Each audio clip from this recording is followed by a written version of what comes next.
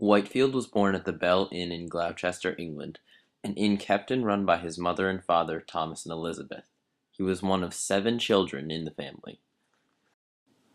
Whitefield attended college at Pembroke in Oxford.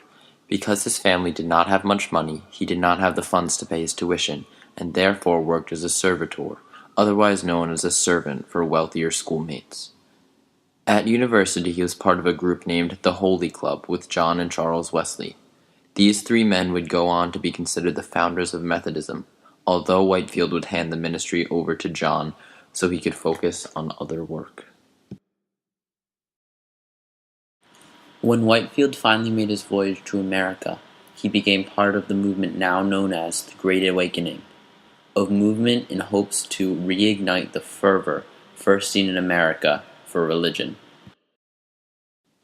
At the age of 24, Whitefield traveled to America in 1739 to conduct barnstorming tours, of which he eventually made 7.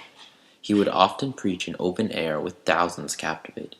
He used his passion found for acting as a young boy to have dramatic, emotional, and often improvised sermons, making him extremely popular. Whitefield's key idea was his reasoning behind why the congregations were dead. He stated this was because dead men preached to them.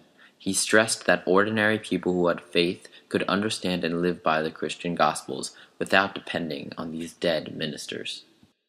Whitefield preached to the thousands in hopes to revive the religious fervor in America that had seemed to fade.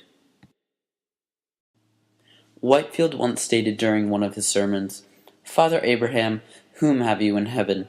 Any Episcopalians?" And the answer came back, "No." Any Presbyterians? No. Any Independents or Methodists? No, no, no. Whom have you there? And the final answer came down from heaven, "We don't know the names here.